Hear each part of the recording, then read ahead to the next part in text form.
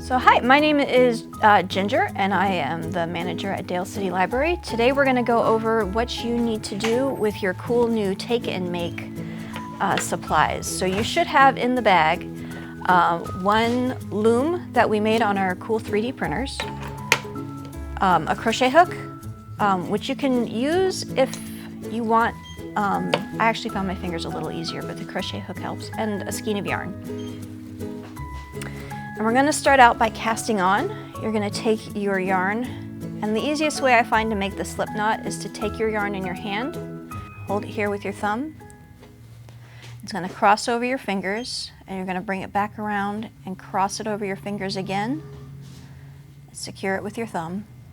Under the first loop, put your finger under the first loop, grab the second loop, and pull. And this is going to create your slip knot.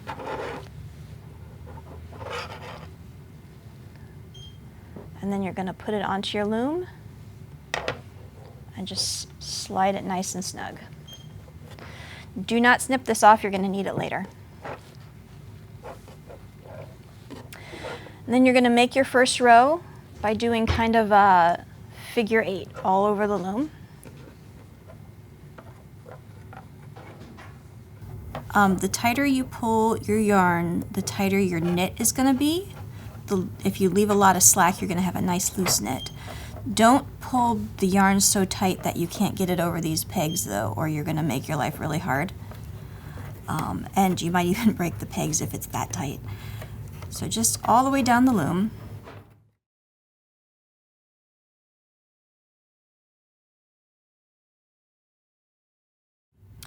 And then this last bit you can secure around the end peg while you push all of the stitches down to the bottom of the pegs. It's going to make your life easier later. So along all the sides, just real quick like that. And then you're going to turn your work and unsecure the end. Whoops. And not do that, hopefully. But then just start the figure 8s again. Oops. And they should pretty much mirror one another.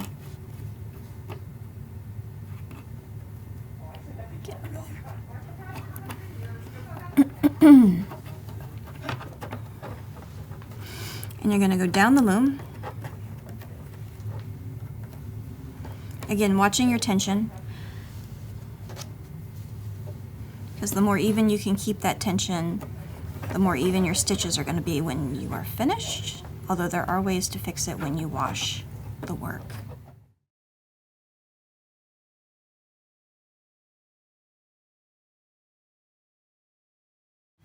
And secure it again here at the end. Whoops. And then take that crochet hook, or if you prefer your fingers. And what you're going to do is you're going to go in and you're going to bring the bottom loop, I prefer my fingers, over the top loop and over the peg and then down. And you're going to do it on both sides of the work. The only one that won't get flipped, this one you leave alone because it's only got one loop. You'll do that one on the next pass. So essentially knitting, no matter how you do it, whether you're doing it with needles or with a loom or with a knitting machine, it's loops inside of loops. So this is how you get one loop, whoops, into the other.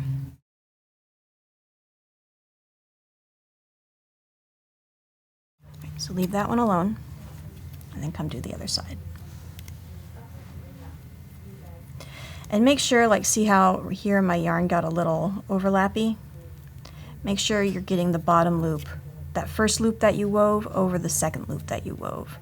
Otherwise, you're going to get a hole in your piece. It's going to look funny and it might even unravel. Now my piece is actually pretty loose, so it's going to be easy for me to put these over the pegs. The tighter your work, the harder it's going to be. You might use that crochet needle. Whatever works best for you and whatever you like.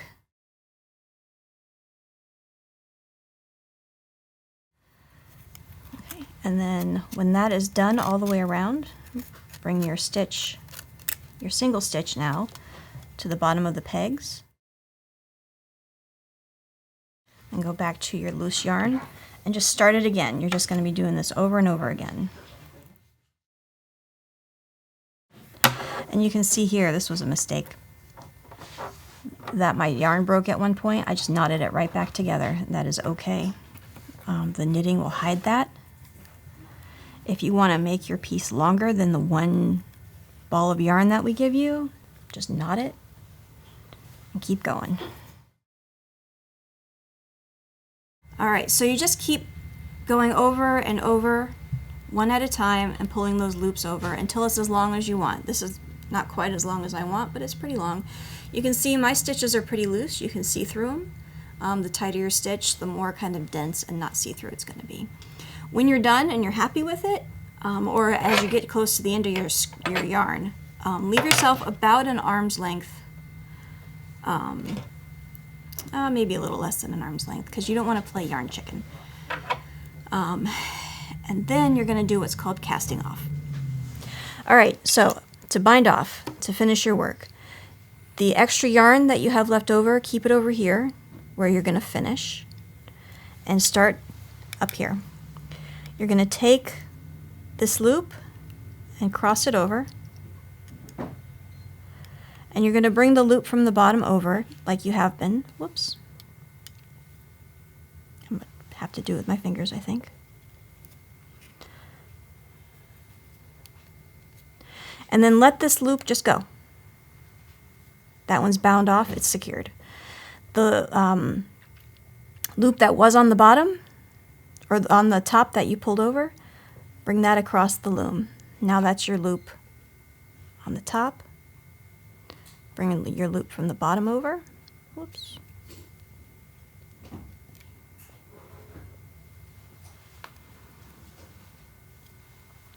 Mine's really loose. Now this one can go because it's bound off. And this one comes across. And you're just going to keep pulling it across. So, oops.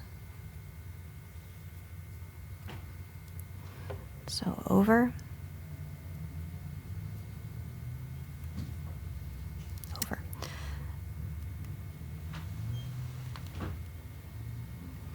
And across, and then let go.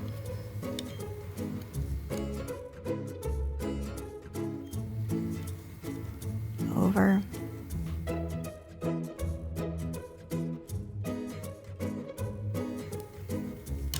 And across.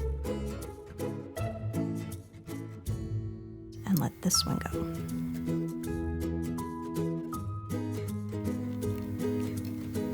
Over. Across.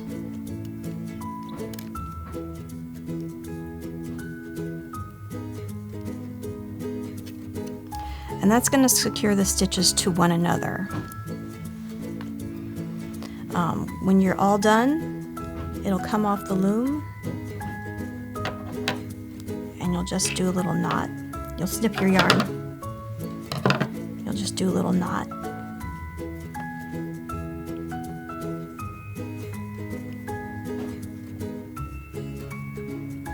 And do one on each end with your loose yarn. That's why I'm here. Pull it nice and tight. Snip off the extra. And there you go.